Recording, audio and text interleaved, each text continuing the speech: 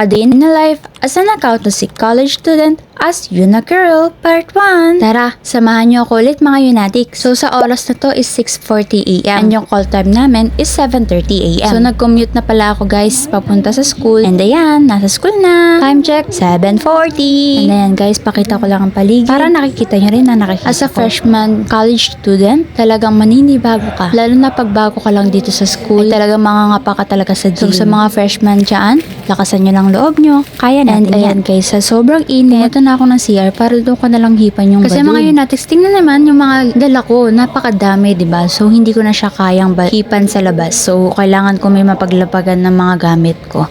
And ayan, sobrang init talaga. Grabe ang pawis, lagaktak. So tiis mo na talaga mga Yunatics. Makakayanan ko rin to. Yun talaga nasa isip ko yung mga oras na yan. Dahil for how many months naka-easy lang ako sa bahay. Tapos bigla ganyan magpaparade. Oh my goodness. And then ayan, may hinanda pala si ma'am na pang-yel namin. And tinitingnan pa namin kung ano yung babagay na tono dun sa yel na ginawa ni ma'am. So, more practice. The rest.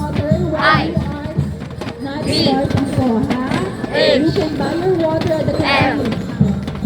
Roll by 3. K. H. M.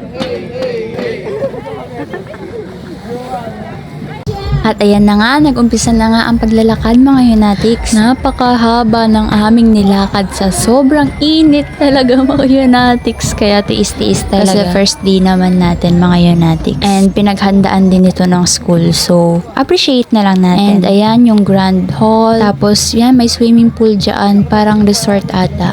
Then ito sa likod ng school hanggang sa ikutin namin ang buong school. So, panoorin nyo na mga Yunatics.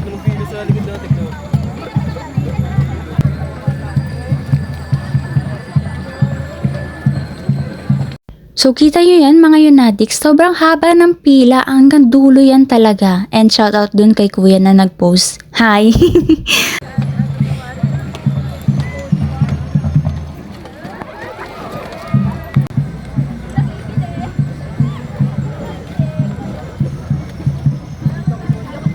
O, diba? Ang layo ng nilakad namin. Pero at least nakapag-exercise, so thank you Lord for the blessing. And ayan, tapos na rin sa wakas ang parade at makakaupo na rin kami. Thank you Lord. God bless me. Hindi ko na kinakayang lagkit. And then ayan, may drone lang. Pinakita ko lang sa inyo guys. So ayan, nag-upo na kami dito sa upuan. Tapos kailangan naka-arrange kami para maganda tingnan. Tapos ayan, may nag-perform ng dancing, singing para sa mga interesado na sumali.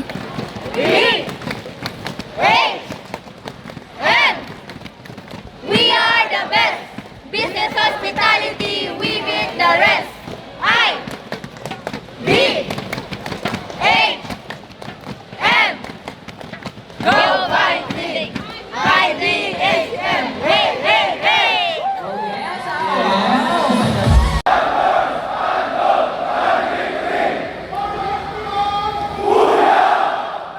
Ayan guys, mga Marine, so grabe ang bolahaw ng kanilang yell. So mukhang may mananalo na.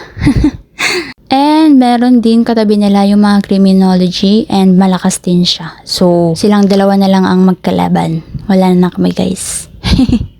And then every course is kailangang sumayaw ng Brazilian dance. Tapos yung iba, hawak mo ang beat. So ayan, talagang madadrain talaga ang battery mo. Ay, battery ko pala. Through the door, no one ever been before, but it feels like home.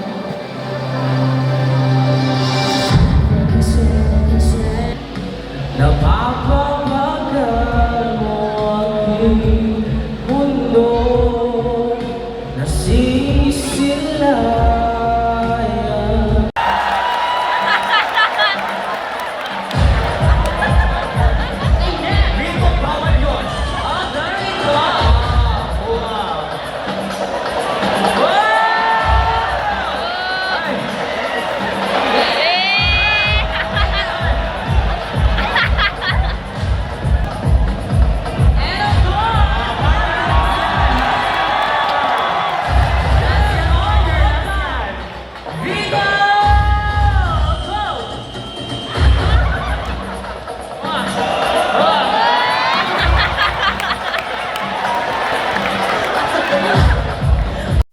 after lahat ng yan, syempre magbe-break time tayo guys. So ito, niluto ko pala ito. Steak with kimchi, fried kimchi, and mac and cheese. So konti lang pala yung lunch break namin. 2 hours siya guys. So 1 lunch break lang siya. And ayan, nasa loob kami ng classroom guys. Kasi naka-on yung AC. Nagpalamig kami. Buti na lang talaga na-open yung AC. And pagod na. Ayan, parang may bazaar or something na kailangan i-play mo yung mga nakalatayong tent na yan. So, enjoying din siya guys. And after nyan, dito na tayo sa bus shuttle para umuwi. Yun lang talaga ang hiling ko guys. Buong araw gusto ko nang umuwi.